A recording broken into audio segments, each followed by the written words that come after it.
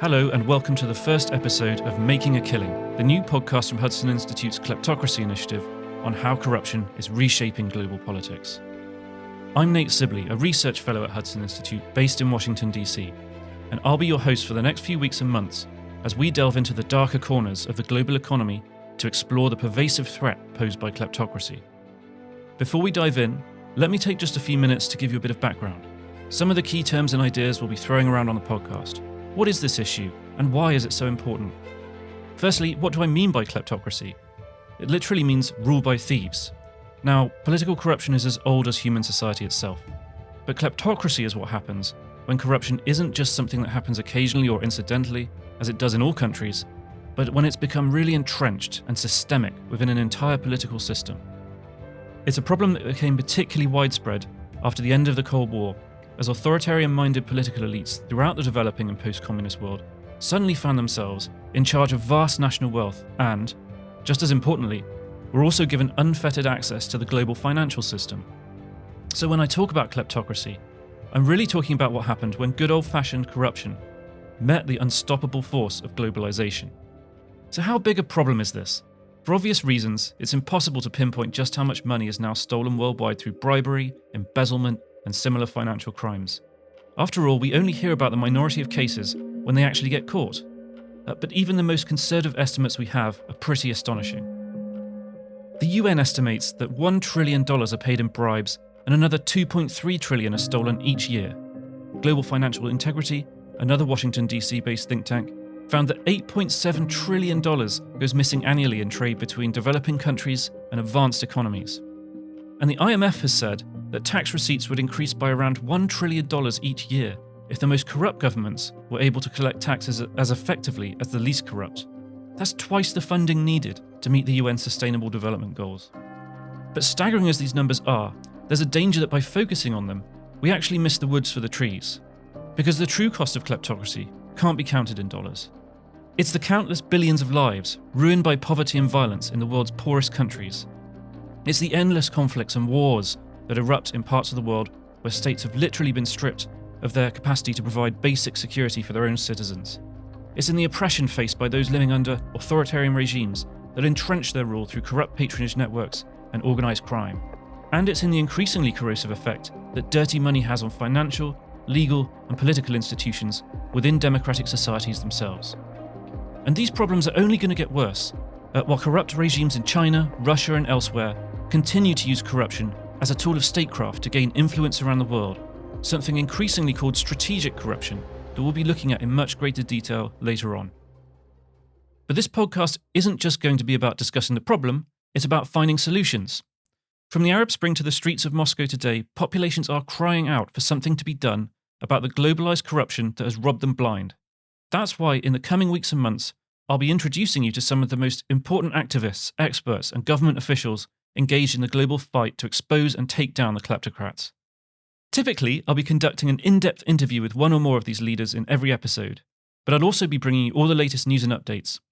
Today, I wanted to keep things short and simple by introducing you to the team behind Making a Killing, who'll be joining me in each episode to discuss all these latest developments.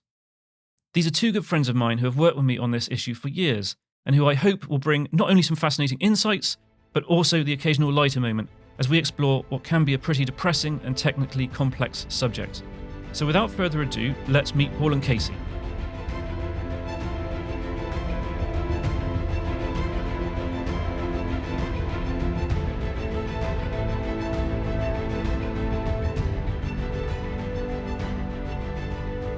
Welcome to the news segment of Making a Killing. Every other week, we're going to bring you the latest breaking news from the world of kleptocracy and transnational corruption.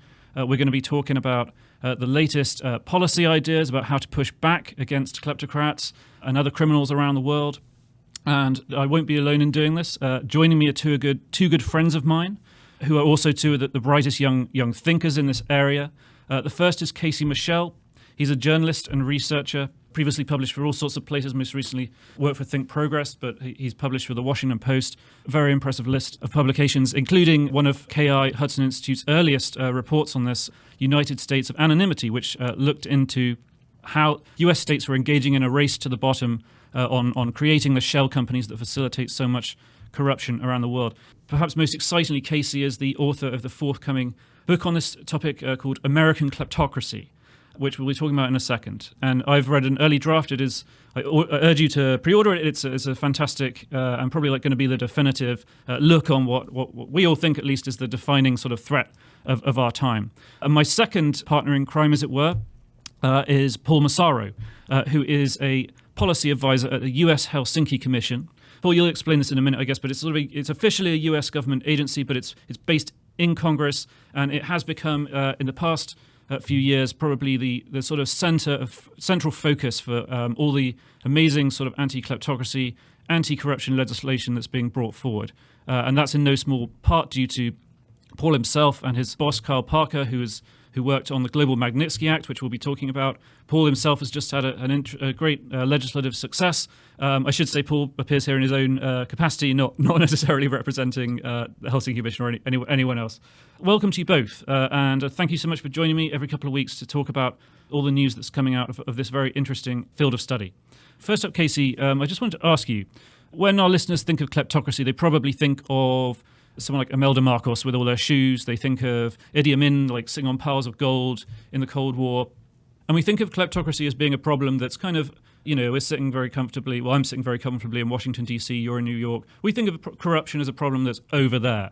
It's in these African countries. It's in China. It's in Russia. But your book is called American Kleptocracy. Why did you call it that? Well, Nate, that's a great question. And let me lead by saying I am incredibly grateful to be here with you and Paul today to be embarking on this fantastic new podcast. I can't wait to see where we go and what kind of guests we get on here. I think, Nate, you're exactly right. When people have this conception, even if they do have a conception of kleptocracy, of modern kleptocracy, or even of things like transnational money laundering, they are thinking of the Imelda Marcoses of the world, or the Mobutus of the world. Maybe they're thinking of certain Ukrainian oligarchs or Russian oligarchs of the world. And then beyond that, when they are thinking of the kinds of offshore or financial secrecy or tax havens that these kleptocrats, these corrupt figures, these corrupt ruling regimes are turning to for their money laundering needs. They're thinking of small places in the Caribbean. They're thinking of small islands in the South Pacific. They're thinking of these kind of sand-splattered, palm tree-laden, small little islands that are known for nothing but their corporate secrecy or tax havenry regimes and policies. Much of that is, again, based in history. And certainly when you think of things like the Bahamas or the British Virgin Islands or the Cook Islands, there is a wealth of material there in terms of the offshoring sector.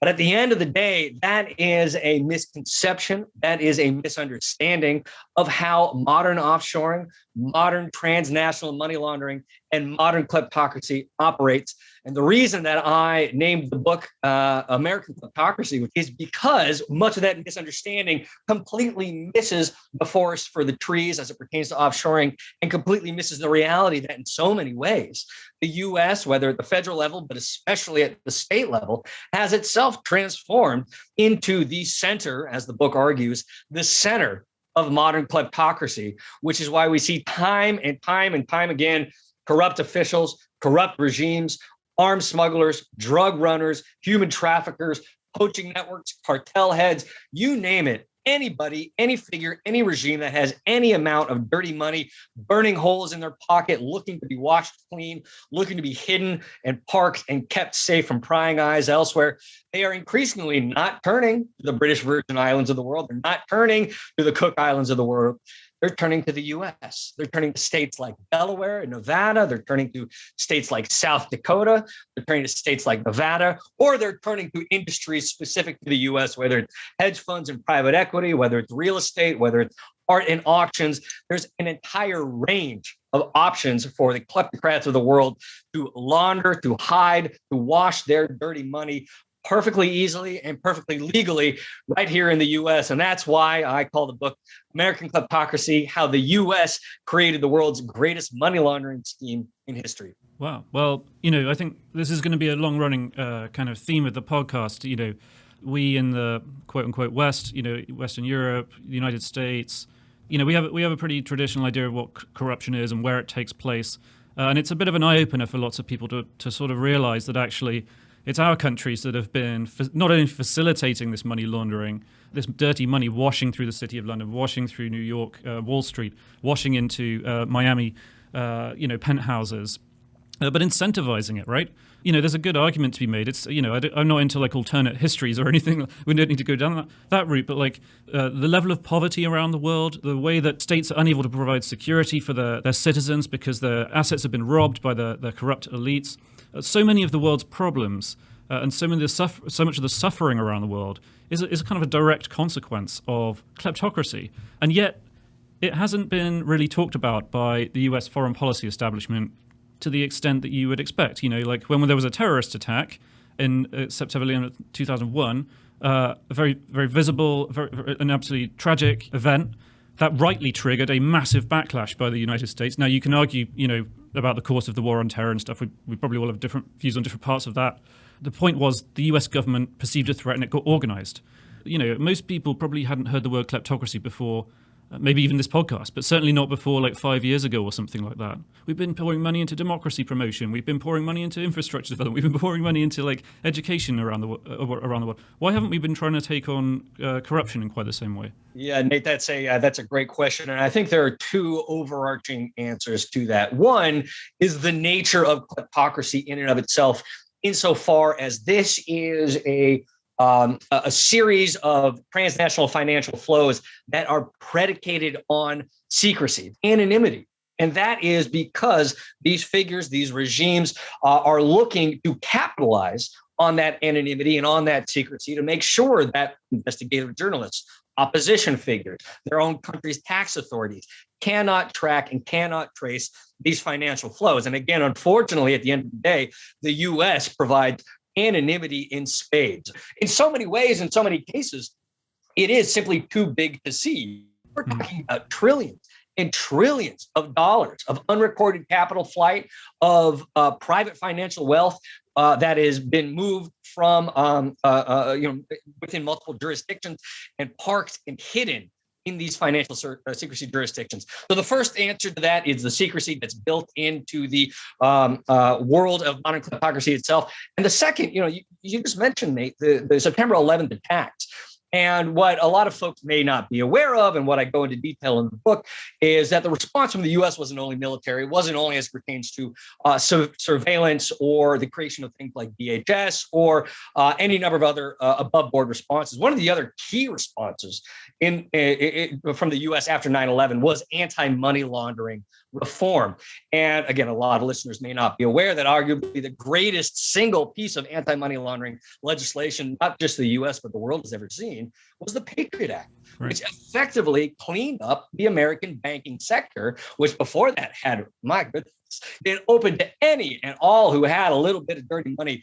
American banks were perfectly happy to have you. They said, come on in, bring as much money as you want. And because of the Patriot Act and the post 9/11 reforms, that was cleaned up. Now, fortunately or otherwise, we haven't seen anything comparable to the 9/11 attacks in terms of the magnitude, in terms of the horror, in terms of the scope and scale of a single event related to kleptocracy that we saw as it pertained to Islamist fundamentalist terror that we saw on September 11th.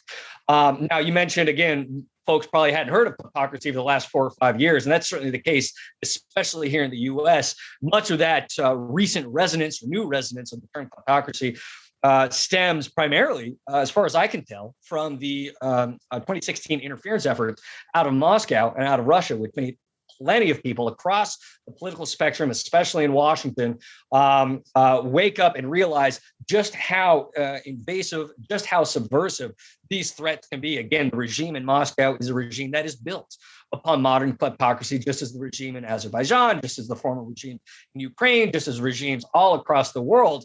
And then, as we saw in 2016, some of those finances can then be used very clearly against the U.S. to upend the political system, to entrench some of those policies, to entrench some of those tools that much further, to continue this kleptocratic carousel moving as far into the future as these forces can proceed. No, sure. And these are the sort of two sides, and it's the sort of strange paradox of the U.S. Approach, but situation, which is on the one hand, as you say, it is the premier jurisdiction for laundering money. It's very easy to launder money, but it's also where you want your money to end up if you've won the golden ticket as a kleptocrat. But on the other hand, there is this nascent movement. There is a lot more understanding of this. People might not know the word kleptocracy, but they know something's wrong. They know a bit more about corruption. They know the Russians are up to things, vaguely if they're watching TV, I guess. And they know probably that China uses tactics and ways of doing things around the world that we don't always think represent fair dealing, like the IP theft and all the rest of it. They will have picked this stuff up.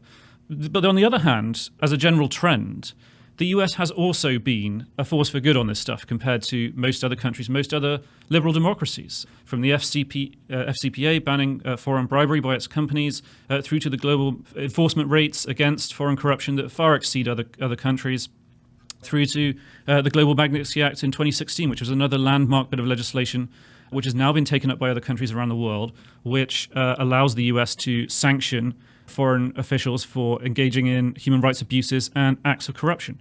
And so that leads me to ask you, Paul, because you work on the Helsinki Commission, which was the kind of vehicle for the Global Magnitsky Act and the Magnitsky Act before it on Capitol Hill.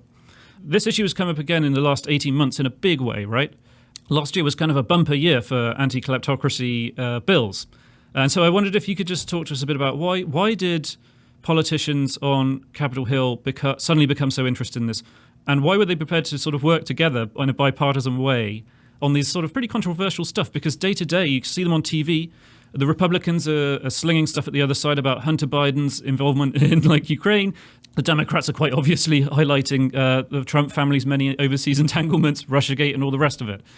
So partisan or personal accusations of corruption seem to be superseded by this effort last year to tackle the systemic problems and underpinning a lot of the stuff that Casey was just talking about. So, Paul, I wonder if you could just go us in what kind of happened on Capitol Hill last year.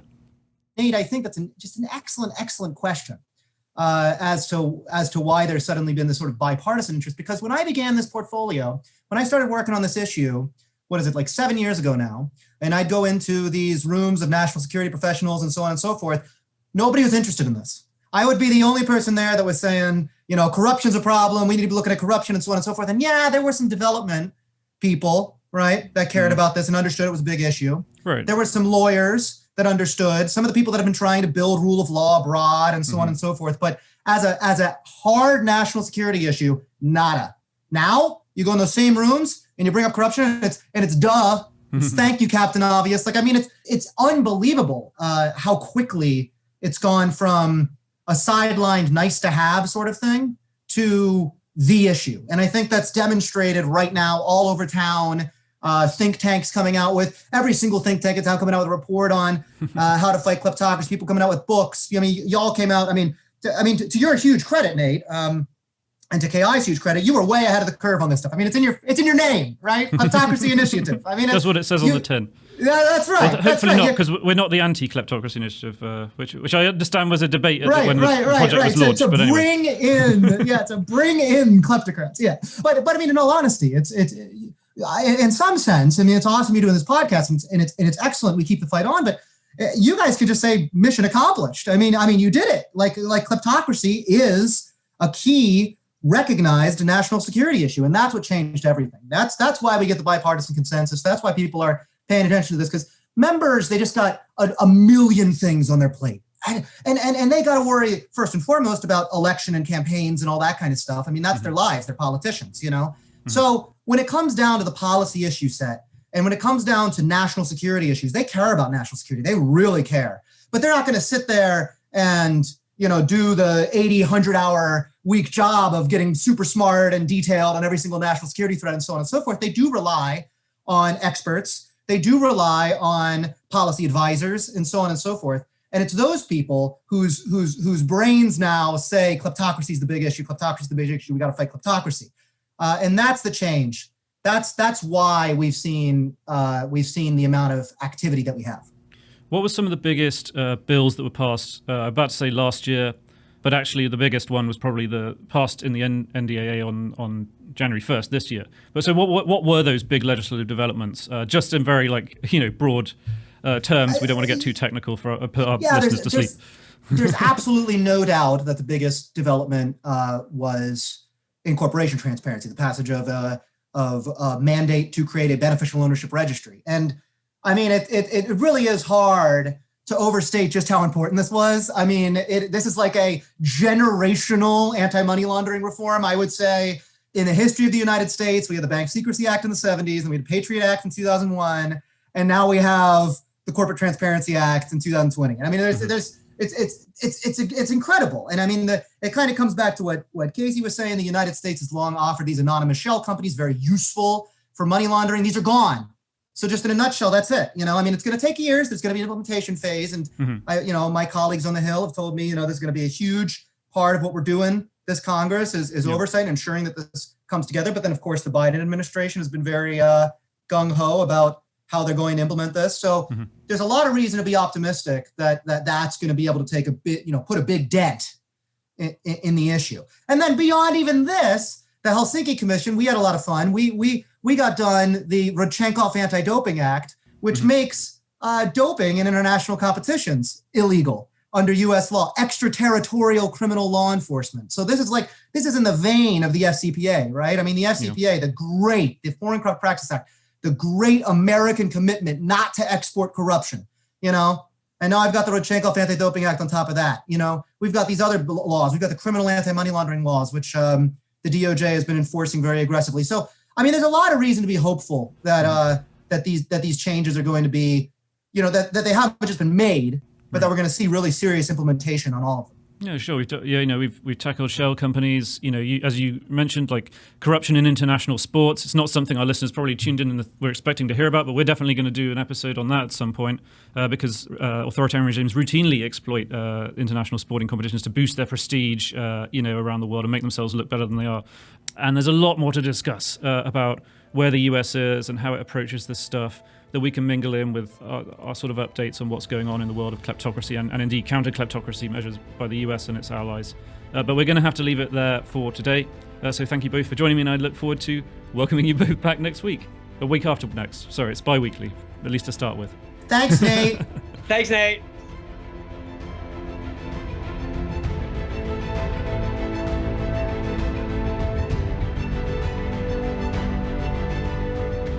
Thank you so much for joining us for this taster episode of Making a Killing. If you liked the show, please subscribe and leave us a review on Apple Podcasts. You can also find us on Spotify and the Hudson Institute YouTube channel. Just as a reminder, we'll be releasing new episodes of Making a Killing every 2 weeks to begin with. So we'll be back for episode 2 on February 25th. See you then.